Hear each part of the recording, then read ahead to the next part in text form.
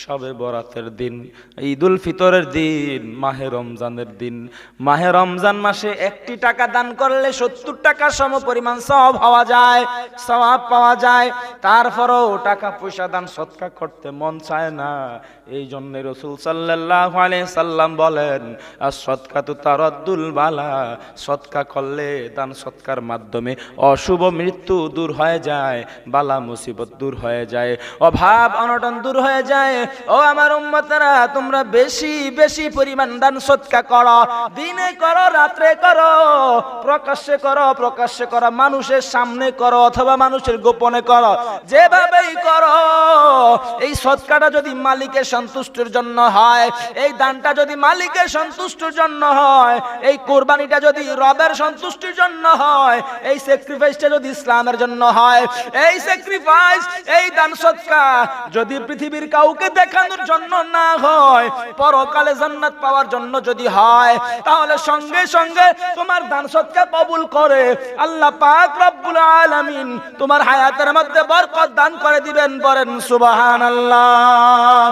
যেমন ভাবে একটি ব্যক্তি, আল্লাহওয়ালা ব্যক্তি, সারাদিন ইবাদত করে, সারাদিন বন্দেগী করে, রুকু করে, সিজদা করে, নামাজ আদায় করে, সারাদিন কঠোর পরিশ্রম হক হালাল ভাবে কামাই রুজি করিয়া মালিকের দরবার সিজদা দিয়া রাত্রিবেলায় যখন এশার নামাজ জামাতে আদায় করে, এশার নামাজ জামাতে আদায় করিয়া ওই ব্যক্তি গভীর রজনী ঘর থেকে বাহির হয়ে গেছে রাস্তাঘাটে হাঁটার জন্য, মানুষকে দেখার জন্য, মানুষের অবস্থান বুঝার জন্য, এবং কিছু দান সদকা হাতে নিয়েছে, কিছু সম্পদ হাতে নিয়েছে।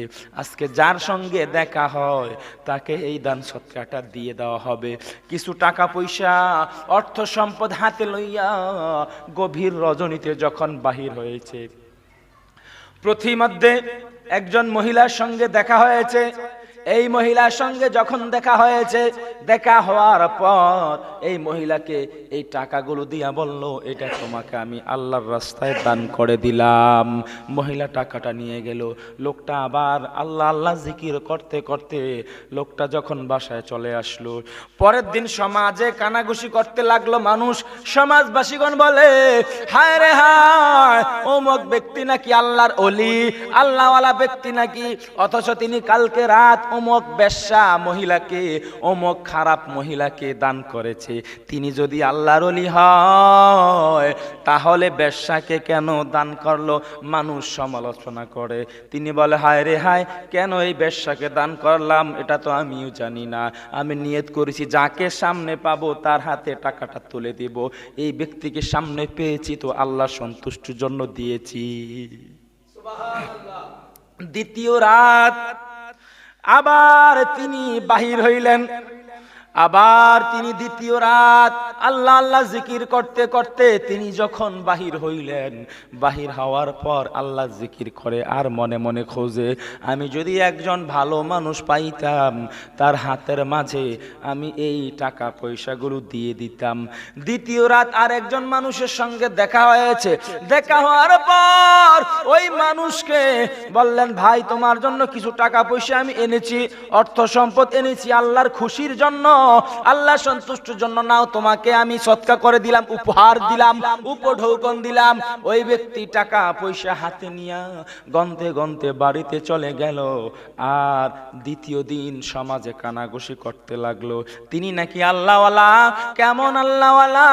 তিনি আজকে রাত্রেও একটা বড়লোক ব্যক্তি দেখে দান করেছে। তিনি বড় লোককে কেন দান করেছে? তার তো টাকা খড়ির কোনো অভাব নাই, টাকা পয়সার কোনো অভাব নাই, সুখ শান্তির কোনো অভাব নাই, তাকে কেন দান করলো? অন্যকে কেন দান করতে পারলো না? এইভাবে একদিন, 2 দিন, 3 দিন করে আল্লাহর রাস্তায় দান করেছে, আর মানুষ সমালোচনা করেছে। তিনি 3 দিন পর্যন্ত দান করেছে, কিন্তু উপযুক্ত জায়গায় দান করতে পারে নাই। তিনি এইবার আল্লাহর কাছে দোয়া করে, ও গো আল্লাহ, আমি 3 দিন পর্যন্ত দান করলাম, কোথায় দান করলাম? সঠিক জায়গায় বুঝি দান করতে পারলাম না। তিনি আল্লাহর ইবাদত করতে করতে যখন ঘুমায় গেলেন, রাত্রি বেলা স্বপ্ন দেখলেন ও মগ, তুমি প্রথম দিন যাকে দান করেছো সে একজন বেশ্যা মহিলা ছিল, আর সে টাকার জন্য খারাপ কাজ করত, টাকার জন্য গুনাহ করত, টাকার জন্য অন্যায় করত। এই তোমার টাকাটা যখন হাতে পাইছে, পাওয়া মাত্র সে নিয়ত করছে, ওগো আল্লাহ, তোমার একজন বুজুর্গ, তোমার একজন ব্যক্তি যেহেতু আমাকে কিছু টাকা পয়সা দিয়েছে, এই টাকা পয়সাগুলো আমি হাতে নিলাম, আর নেওয়ার পর আমি ওয়াদা করলাম আজ থেকে আমি আর কোনোদিন ব্যবসাগিরি করব না, খারাপ কাজ করব না, আমার শরীর বিক্রি করব না, তোমার সন্তুষ্টির জন্য তওবা করে এই মুহূর্ত থেকে আমি ভালো হয়ে গেলাম। দ্বিতীয় দিন তিনি যাকে দান করেছে, স্বপ্নের মাধ্যমে তিনি দেখতে পাচ্ছে দ্বিতীয় দানটা যখন একজন বড় লোককে দান করেছে, এই বড় লোক বলল, হায় রে হায়, টাকা হয়েছে, পয়সা হয়েছে, কোটি কোটি টাকার মালিক হইলাম, কখনো ফেতরার টাকা দিলাম না, কখনো জাকাতের টাকা দিলাম না, কখনো দান সৎকা করলাম না, এই দেশে আমার চাইতে বড় লোক বলতে আর কেহ নাই। গরিবের হক দেই না, গরিবদেরকে খাবার দেই না, সমাজের হক দেই না, সমাজীদেরকে খাবার দেই না, আমি কাউকে কোনোদিন টাকা পয়সা দেই না, অহংকারে ভরপুর হয়ে গেলাম, মানুষকে দান সৎকা করার মতো সময় পাই না, আমার এত টাকা, ব্যাংক ভর্তি আমার ব্যালেন্স, ব্যাংক ভর্তি আমার টাকা, আমার টাকার হিসাব আমার কাছেও জানা নাই, অথচ মানুষকে ভালোবাসি না, মানুষকে দান সৎকা করি না, অথচ কোথাকার একজন গোলাম, কোথাকার একজন মানুষ এসে আজকে আমার হাতে একটা টাকার ব্যাগ দিয়েছে, আজকে এটা নাকি সৎকা করেছে। হায় রে হায়, ওগো আল্লাহ, এই টাকা পয়সা দিয়ে কি লাভ হবে? আমার ভিতরে তো পশুত্ব রাজত্ব করে, আমার ভিতরে তো মানুষত্ব নাই, আমি তো মানুষকে যাকাত দেই না, ফিতরা দেই না, দান সৎকা করি না, আর এই ব্যক্তি গোপনে রাত্রে এসে আমার কাছে টাকার ব্যাগ দিয়ে যায়। ওগো আল্লাহ, আমার সমস্ত টাকা পয়সাগুলো গরিব দুঃখীকে বিলীন করে দিলাম, আজ থেকে তওবা করলাম, আমি যাকাত দিব, ফিতরা দিব, মানুষকে ভালোবাসবো, সমাজবাসীকে ভালোবাসবো। ওগো আল্লাহ, আমি যাকাত ফিতরা আজ থেকে আদায় করব, আমি নামাজ পড়ব, ভালো হয়ে গেলাম। ঘাটি দিলে তওবা করে আল্লাহর দরবারে যখন কান্নাকাটি করলো, আল্লাহ পাক রব্বুল আলামিন ঘোষণা দিলেন, ও গোলাম, তুমি এতদিন আমাকে ভুলেছিলা, আজকে যেহেতু তুমি তোমার ভুলটা বুঝতে পেরেছো, আমিও কথা দিলাম রে গোলাম, তোর জীবনের গুনাহগুলো মাফ করে দিলাম। তৃতীয় দিন তিনি যখন একজন গরিব ব্যক্তিকে দান সৎকা করেছে, ওই গরিব ব্যক্তিকে যখন দান সৎকা করেছে, যার কোনো গরিব ব্যক্তি, যার কোনো টাকা পয়সা নাই, ফকির মিসকিন, পথে পথে ভিক্ষা করে, অসহায়, খাবার খুঁজে খুঁজে খায়, এই ব্যক্তিকে যখন দান সৎকার করেছে, এই তৃতীয় দিন এই দান সৎকার টাকা পাইয়ে সেই ব্যক্তি বলে, হায় রে হায়, ও আল্লাহ, আমি এতদিন ভিক্ষা করেছি, অসহায় ছিলাম, গরিব ছিলাম, দুঃখী ছিলাম, এতিম ছিলাম, কাঙ্গাল ছিলাম, অর্থ সম্পদ ছিল না, আজকে যেহেতু আমার অর্থ সম্পদ হয়েছে, টাকা পয়সা যেহেতু আমি আজকে হাদিয়া পাইছি, এই টাকাটা দিয়ে ব্যবসা করব, ছোটখাটো একটা ব্যবসা করে হক হালাল ভাবে পরিবারকে চালাইবো, আজ থেকে তওবা করলাম, আমি আর কখনো ভিক্ষা করব না, আজ থেকে আমি নবীর রাস্তায় চলে আসলাম।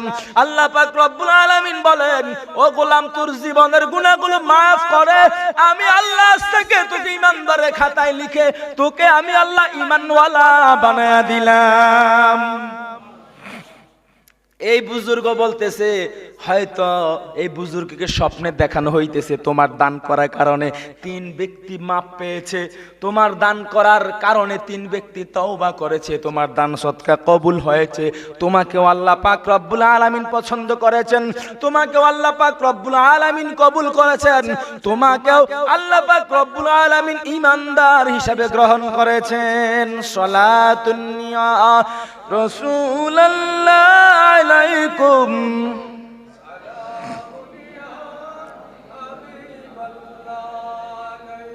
সালাতুন ইয়া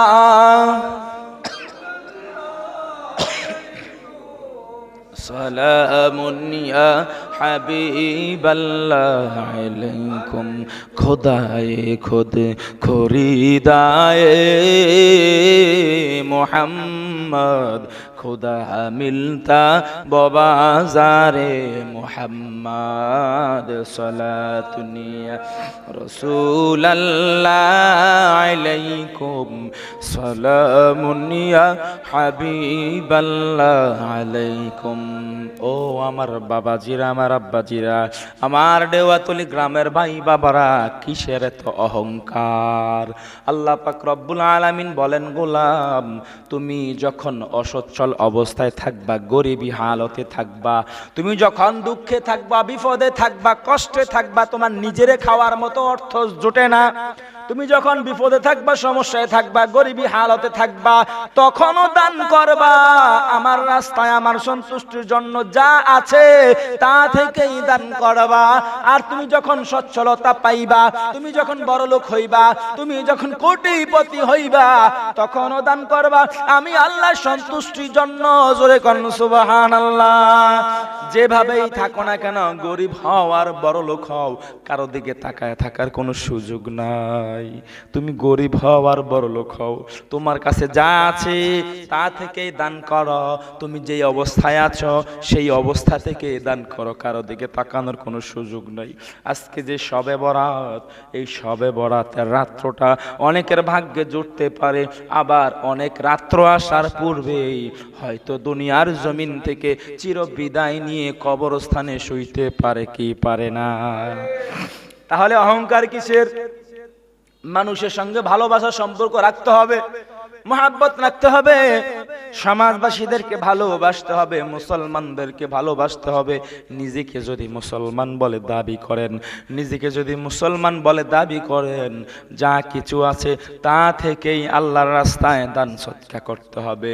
পৃথিবীর এত বড় বাদশা হয়ে, পৃথিবীর এত বড় বাদশা হয়েও তিনি মৃত্যুর পূর্বে নসিহত করেছিলেন, ও আমার প্রজারা, ও আমার উজির নাজির, আমার প্রজারা তোমরা শোনো, আমি যে অসুস্থ হইলাম, আমি মারা যাব, আমি মারা যাওয়ার পরে আমার লাশখানা যখন জানাজার মাঠে নেওয়া হবে, জানাজার মাঠ থেকে যখন কবর পর্যন্ত নেওয়া হবে, আমাকে যখন খাটিয়ার মধ্যে রাখা হবে, তখন আমার হাতগুলো সোজা করে রেখো না, আমার হাতগুলো ডান হাত ডান দিকে, বাম হাত বাম দিকে ছড়ায়া রাখবা, হাতগুলো যেন ঝুলন্ত অবস্থায় থাকে, মানুষ যেন তাকায় তাকায় দেখে আর বলে, ওই দেখো বাদশার লাশ যায়, বাদশা মারা গেছে, বাদশার দুই হাত খালি অবস্থায় দেখা যায়।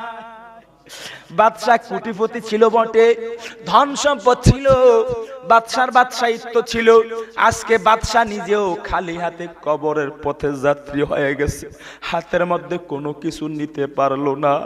হালাকা আন্নি সুলতানিয়া, বাদশা যখন কবরে যাবে, বাদশা যখন হাসরে উঠবে, হালাকা আন্নি সুলতানিয়া, বাদশা বলবে, ও গো আল্লাহ, আমার সমস্ত বাদশাহী আজকে কোথায় গেল, আমার সমস্ত বাদশাহী তো আজকে শেষ হয়ে গেল।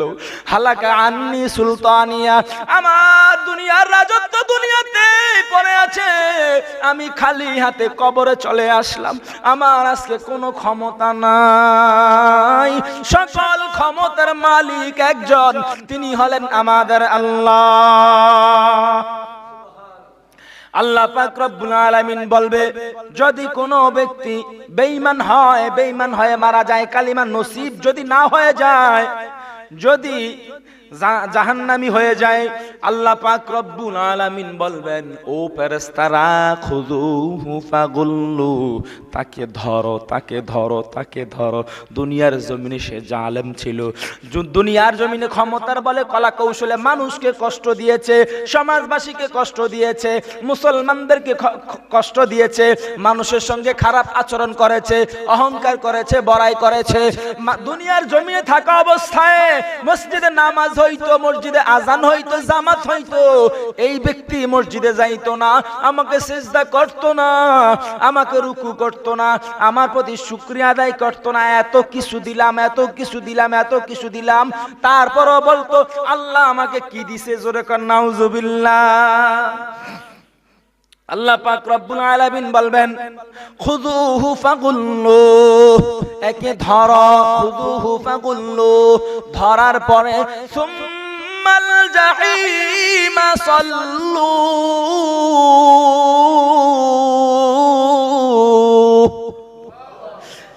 তাকে জাহান্নামের মধ্যে নিক্ষিপ্ত করো, তাকে জাহান্নামের আগুনের মধ্যে নিক্ষিপ্ত করো। সুম্মাল জাহিমা সাল্লু, জাহান্নামের মধ্যে নিক্ষিপ্ত করো। সুম্মা ফি সিলসিলাতিন যারউহা সাবউনা যিরাআন ফাসলুকু, একটা আগুনের শিকল নিয়ে আসো, জাহান্নাম থেকে একটা আগুনের শিকল নিয়ে আসো। আগুনের 70 হাত একটা শিকল আইনা এই জাহান্নামীর গলার মধ্যে বেরি পড়ায়া দাও, হাতের মধ্যে বেরি পড়ায়া দাও, গলার মধ্যে এই জাহান্নামের আগুন দিয়া বেরি পড়ায়া দাও। টানতে টানতে হেকিয়ে হেকিয়ে কষ্ট দিয়ে দিয়ে তাকে জাহান্নামের মধ্যে নিক্ষিপ্ত করো, তাকে জাহান্নামের ভিতরে লইয়া যাও। এই 70 হাত কোরআনে আসছে, কিন্তু 70 হাত কার হাতে এই হাতগুলো হবে এটার ব্যাখ্যা আসে নাই। কার হাতে হাত মাপা হবে এটার ব্যাখ্যা আসে নাই। 70 হাত জাহান্নামের আগুনের শিকল দিয়া জাহান্নামীদেরকে গলায় বেরি পড়ায়া দেওয়া হবে। সেই দিন কি অবস্থা হবে যদি ঈমান পাকাপোক্ত না থাকে, যদি আমরা জাহান্নামী হয়ে যাই, যদি আমরা দোজখী হয়ে যাই, পার পাওয়ার মতো তো কোনো জায়গা নাই। এই জন্য আল্লাহ পাক রব্বুল আলামিন বলেন, ইন্নাহু কানা লা ইউমিনু বিল্লাহিল আযীম। এই ব্যক্তি দুনিয়ার জমিনে আমি আল্লাহ বিশ্বাসী ছিল না, দুনিয়ার জমিনে আমাকে বিশ্বাস করে নাই, দুনিয়ার জমিনে আমাকে ভালোবাসে নাই, দুনিয়ার জমিনে আমাকে মানে নাই, আমাকে বিশ্বাস করে নাই, আমাকে বিশ্বাস করে নাই, আমাকে মানে নাই। আমাকে যদি মানতো, আমাকে যদি বিশ্বাস করত, আমাকে যদি মুহাব্বত করত, আজকে তার সঙ্গে অবশ্যই আমার নবী মুস্তাফার সঙ্গে দিদার হয়ে আমার নবীর সঙ্গে সে জান্নাতে বসবাস করত। পড়েন সুবহানাল্লাহ। নবীকে যারা ভালোবাসবে, নবীকে যারা মোহাব্বত করবে, নবীর সঙ্গে তাদের হাসর নাসর হবে, নবীর সঙ্গে তাদের জান্নাত হবে। রাসূল সাল্লাল্লাহু আলাইহি সাল্লাম বলেন, ও আমার মুমিন ইমানদার উম্মতেরা তোমরা শোনো, আমার মুমিন ইমানদার উম্মতেরা, তোমাদের চিন্তায় আমি টেনশনে পড়ে থাকতাম, তোমাদের চিন্তায় আমি অধীর হয়ে থাকতাম, আমার ব্রেন 24টা ঘন্টা তোমাদেরকে নিয়ে চিন্তা করতাম। আজ থেকে 1500 বছর পূর্বে আমি রাসূল নূরে মুস্তাফা গুনাহগার উম্মতের জন্য টেনশন করেছি, চিন্তা করেছি। হায় রে হায়, আমার পূর্বের জামানার নবীর উম্মতেরা 900 বছর, 800 বছর, 600 বছর হায়াত পাইছে, আর আমার উম্মতেরা 60 বছর, 70 বছরের ভিতরে ইন্তেকাল করবে। আমার গুনাহগার উম্মতের কি অবস্থা হবে? আল্লাহ পাক রব্বুল আলামিন বলেন, হে রাসূল আপনি টেনশন করিয়েন না, আপনি যাদের জন্য পেরেশান আপনি টেনশন করবেন না, আমি আল্লাহ তো আপনার জন্য পেরেশান। দুনিয়ার মানুষ কাবা দেখার জন্য পাগল, দুনিয়ার মানুষ হজরে আসওয়াদে পাথর চুমা দেওয়ার জন্য পাগল, আর স্বয়ং কাবা আরশ মুআল্লার মালিকের জন্য পাগল, আর আরশ মুআল্লা স্বয়ং আপনি রাসূলে খোদার জন্য পাগল, আর আপনি রাসূলে খোদা স্বয়ং 24 ঘন্টা গুনাহগার উম্মতের জন্য কাঁদেন। হে রাসূল আপনি পেরেশানি হয়েন না, আমি আল্লাহ ওয়াদা করলাম আপনার উম্মতদেরকে আমি শবে বরাত দান করব, আপনার উম্মতদেরকে আমি শবে মেরাজ দান করব, আপনার উম্মতদেরকে এমন এমন 5টা রাত্র দান করব, শবে মেরাজ, শবে বরাত, শবে কদর, 2 ঈদের আগের 4 রাত 2টা, এই 5টা রাত্র আপনার উম্মতরা একটা রাত্র যদি ইবাদত করে, আমল করে, মসজিদে একত্রিত হইয়া আমি আল্লাহর দরবারে কুদরতি কদমে সিজদার পরে সিজদা করে চোখের পানি ছেড়ে ছেড়ে যদি কান্দে, পূর্বের জামানার নবীর উম্মতেরা 800 বছর কি 1000 বছর হায়াত পাক না কেন, আর একটা শবে বরাত আপনার কোন গুনাহগার উম্মতেরা পেয়ে রাত্রিতে জাগৃত থাকিয়া যদি ইবাদত করে, আমল করে, আপনার উসিলা দিয়ে যদি ক্ষমা চায়, আমি আল্লাহ ওয়াদা করলাম গো রাসূল দিনে রোজা রাখবে, রাতে শবে বরাত পালন করবে, আমল করবে, আমি আল্লাহ ওয়াদা করলাম তার আমলনামায় 1000 বছর নয় এর চাইতেও 1000 গুণ বেশি নেকি তার আমলনামায় লিখে দিব। আল্লাহু আকবার। আল্লাহ পাক রব্বুল আলামিন কোন বান্দাকে, কোন বান্দিকে কোন পর্যায়ে ক্ষমা করবে এটা আমরা কেউ জানি না, বড়াই করার মতো কোনো সময় নাই। আল্লাহ পাক রব্বুল আলামিন কাকে কখন কিভাবে মাফ করে দিবে এটা আল্লাহ পাক রব্বুল আলামিনই জানে। এই জন্য কাউকে মন্দ বলবেন না, অমুক ব্যক্তি খারাপ, চোর, বাটপার, ডাকাত, জেনাখোর, ব্যভিচার, সুদখোর, আপনি কাউকে বলবেন না। সবসময় নিজের দোষ ধরবেন যে সমাজে আমার চাইতে খারাপ মানুষ আর নাই। কথা বলেন ঠিক কিনা? সমাজে আমি সবচাইতে বেশি খারাপ, আমি ব্যক্তি হিসেবে সমাজে সবচাইতে বেশি খারাপ। পৃথিবীর জমিনে আমার চাইতে নিকৃষ্ট কোনো প্রাণী নাই, আমার চাইতে খারাপ কোনো প্রাণী নাই, আমার চাইতে গুনাহগার কোনো বান্দা নাই। ও আল্লাহ, তোমার সব গোলাম ফেরেশতা, তোমার সব গোলাম ঈমানদার, আল্লাহ আমি খারাপ, আল্লাহ আমাকে ক্ষমা করে দাও। এভাবে যদি বলতে পারেন, ছোট হয় নত স্বীকার করে আল্লাহর দরবারে যদি ক্ষমা চাইতে পারেন, আল্লাহ বলে গোলাম তোর 100 বছরের জীবনে গুনাহগুলো বলার কারণে, বিনয়ের কারণে, আদবের কারণে আমি আল্লাহ সেকেন্ডের মাথায় ক্ষমা করে দিলাম। আল্লাহ পাক পারে কি পারে না? পারে কি না? মুসা আলাইহিস সালামের জামানার এক মহিলা, শ্রেষ্ঠ জাহান্নামী, শ্রেষ্ঠ দোজখী, শ্রেষ্ঠ বেশ্যা, শ্রেষ্ঠ বেশ্যা। এই বেশ্যা যখন মারা গেছে, বেশ্যার জানাজা দেওয়া হয় নাই, সমাজবাসী জানাজা দেয় নাই, মুসা আলাইহিস সালাম জানাজা দেয় নাই।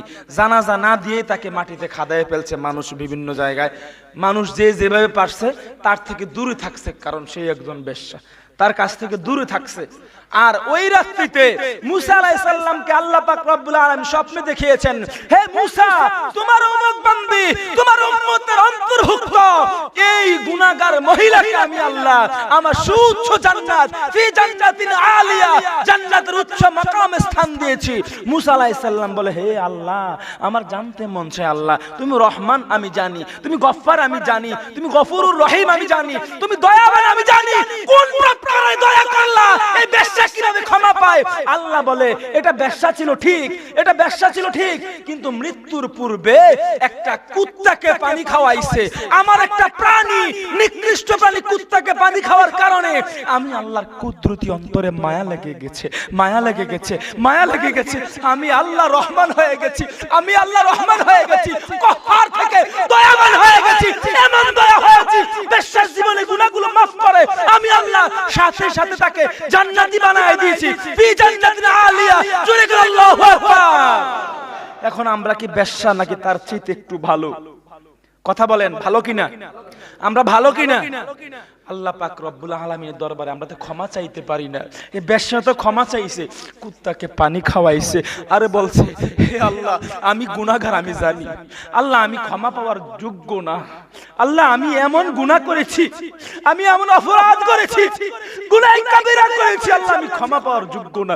আল্লাহ মৃত্যুর পূর্বে তোমার এক কুকুরকে, তোমার এক প্রাণীকে পানি খাওয়ায়া দিলাম, আল্লাহর কাছে পছন্দ হয়ে গেছে। আজকে আমাদের সমাজে খাবার খাওয়ানো বন্ধ হয়ে যাচ্ছে, সালাম দেওয়া বন্ধ হয়ে যাচ্ছে, মানুষের প্রতি আন্তরিকতা বন্ধ হয়ে যাচ্ছে, মানুষকে পানি, চা, খাবার এগুলো খাওয়াইতে চায় না। আর যদি খাওয়াইতে চায়, সমস্ত কিছু খাবার খাওয়ানোর শুরুতে একদল এসে ফতোয়া লাগায়া দেয়, এটা বেদাত, ওটা বেদাত, সবে মেরাজ বেদাত, সবে বরাত বেদাত, সবে কদর বেদাত। মানুষকে খাবার খাওয়ানো যাবে না, আম্মা আব্বা মরছে মিলাদ পড়ানো যাবে না, ক্যাম্প করা যাবে না, কবর জিয়ারত করা যাবে না, মা বাবা মারা গেছে মানুষদেরকে 40টা খাওয়ানো যাবে না। জোরে কর নাউজুবিল্লাহ। আছে না নাই? এরকম অসংখ্য মানুষ আপনাকে বেদাত বেদাত ফতুয়া দিতে দিতে ইসলামটারে কাটচিট করতে করতে করতে করতে এমন একটা অবস্থা করছে, মনে হয় যে ইসলামে কিছুই নাই, মনে হয় যে ইসলাম ধর্মে কোনো ধর্ম উৎসব, কোনো ধর্ম অনুষ্ঠান, সবে মেরাজ, সবে বরাত, সবে কদর কিচ্ছুই নাই, কোনো কিছু নাই, ঈদে মিলাদুন্নবী কিচ্ছু নাই। আপনার মা বাবা মারা গেছে, আপনি নামাজ পড়েন, কান্নাকাটি করেন, মানুষকে আবার খাওয়াইতে হইব? জোরে কর না নাউজুবিল্লাহ। মানুষকে খাবার খাওয়ানো যাইতো না। অথচ রাসূল সাল্লাল্লাহু আলাইহি সাল্লাম বলেন, হে আমার উম্মতেরা, মানুষকে খাবার খাওয়ানো এটার চাইতে মহৎ কাজ ইসলামের দ্বিতীয় আরেকটা নাই। জোরে কোন সুবহানাল্লাহ। এখন আপনার মা বাবার উসিলায় যদি মানুষকে না খাওয়ান, আর কখন খাওয়াইবেন আপনি? মা বাবা মারা গেলে মানুষের মনটা নরম হয়ে যায়, ঠিক কি না? মা বাবা মারা গেছে, ছেলে মারা গেছে, মেয়ে মারা গেছে, পরিবার মারা গেছে, তখন মানুষ অনুতপ্ত, অনুশোচনা বোধ হয়, তখন টাকা পয়সা খরচ করতে মন চায়, গরু জবাই করতে মন চায়, ছাগল জবাই করতে মন চায়, খাবারের ব্যবস্থা করতে মন চায়, সমাজবাসী গরিবদেরকে একবেলা খাওয়াইতে মন চায়। তখন যদি আপনি বেদাত এই ফতুয়াটা দেন, তখন সে আর কখন খাওয়াইবে? সে আর কখন খাওয়াইবে? বিপদে পড়লে যদি দান সৎকার না করে, বিপদে পড়লে যদি সে দান খয়রাত না করে, মানুষকে খাবার না খাওয়ায়, আর কখন খাওয়াইবে? এই জন্য বাবাজিরা আমার, আমরা যা করব আল্লাহ সন্তুষ্টির জন্য করব। কে কি বললো সেটাতে আমার কোনো কিছু আসে যায় না, আমার কোনো কিছু আসে যায় না। কে কি বললো, আমি যা করব মানুষদেরকে দেখানোর জন্য না, আমি যা করব আল্লাহ রাসূলের সন্তুষ্টি অর্জনের জন্য করব। কথা বলেন ঠিক কিনা? শবে বরাতে দান খয়রাত করা, শবে বরাতে মসজিদে মিলাদ মাহফিল করা, একসাথে বসে ইবাদত করা, কান্নাকাটি করা, সেই ছোটবেলা থেকে দাদার সাথে বাবার সাথে করে আসছি। আজকে এটাকে না করার জন্য একদল মানুষ ফতুয়া দেয়। অথচ শবে বরাতে যে মানুষদেরকে খাবার খাওয়ানো, হালুয়া রুটি, বিভিন্ন প্রকারে মাছ গোশত, বিভিন্ন প্রকারে হালুয়া রুটি একটা প্রথা, মানুষদেরকে খাবার খাওয়ানো, অর্থাৎ ভালো মন্দ খাবার, ভালো ভালো খাবার মানুষকে বিলীন করা, বিলিয়ে দেওয়া, খাবার খাওয়ানো। অথচ এগুলোকে যদি বেদাত ফতুয়া দেয়, তাহলে আমার প্রশ্ন আপনাদের কাছে বাবাজিরা, আমি ছোট মানুষ, আপনাদের পায়ে হাত দিয়ে বলি, আপনারা যারা ফতুয়া দেয় তাদেরকে প্রশ্ন করবেন যে হুজুর, শবে বরাতে হালুয়া রুটি অথবা খাবার খাওয়ানো, ইবাদত করা, এগুলো যদি না জায়েজ হয়, সারা দিন রোজা রাখলেন আল্লাহর জন্য, বিকালে বুট মুড়ি দিয়ে ইফতারি করতে হবে, এটা কোন কিতাবে আছে? কথা বলেন ঠিক কিনা? বিকাল বেলা ইফতারির সময় বুট মুড়ি খাইতে হবে, আলু সফিয়া খাইতে হবে, এগুলো কোন কিতাবে আসছে? তো হুজুর বলবে আসলে এগুলো তো কোনো কিতাবে আসে নাই, এগুলো মনে করেন এগুলো আমাদের একটা নিয়ম হয়ে গেছে, এগুলো তো নাজায়েজ না। হুজুর ফতোয়া দিবে কি এগুলো নাজায়েজ, তো কোনো কিতাবে আসে নাই। তখন আপনি হুজুরকে বলবেন বুটমুড়ি দিয়া খাইয়া ইফতারি করলে যদি নাজায়েজ না হয়, শবে বরাতে হালুয়া রুটি দেওয়া, মানুষকে খাবার খাওয়ানো, এটাও কোনো কিতাবে নাজায়েজ আসে নাই। কথা বলেন ঠিক কিনা? বাবাজিরা আমার, আজকে শবে বরাত, পায়ে হাত দিয়ে বলি, রাসূল সাল্লাল্লাহু আলাইহি সাল্লাম এই শবে বরাতে ইবাদত করছেন। ইবাদত করতে করতে আম্মা জান আয়েশা সিদ্দিকা রাদিয়াল্লাহু তাআলা আনহা বলেন, লুঙ্গি কোমরের মধ্যে অনেক শক্ত করে বাঁধতেন, যেন সারা রাত জাগ্রত থেকে ইবাদত করতে পারেন। এবং কি শবে বরাতে কবরস্থান, বিভিন্ন কবরস্থান, মা বাবা আত্মীয় স্বজন যে যেখানে শুয়ে আছে তাদের কবরের পাশে যাবেন, কবর জিয়ারত করবেন, তারা আপনার দিকে তাকায় আছে, আর রাত্রে ইবাদত করবেন। এবং কি শবে বরাতে 2টা রোজা রাখবেন অথবা 3টা রোজা রাখবেন।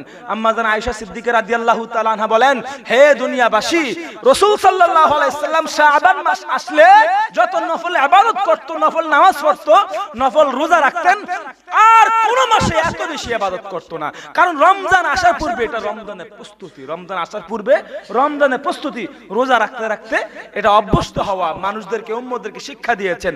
এই জন্য বাবাজিরা আমার, আমরা চেষ্টা করব নফল রোজা, নফল আমল, নফল ইবাদত, দান সদকা, হালুয়া রুটি, বিভিন্ন ভাবে মানুষদেরকে খাবার খাওয়ানো সহ শবে বরাতের রাত্র জাগৃত থেকে আমরা ইবাদত করার জন্য চেষ্টা করব।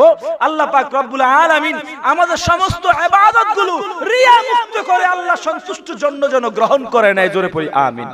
ওয়া মা আলাইনা ইল্লাল বালাগ। আসসালামু আলাইকুম ওয়া রাহমাতুল্লাহি ওয়া বারাকাতুহু।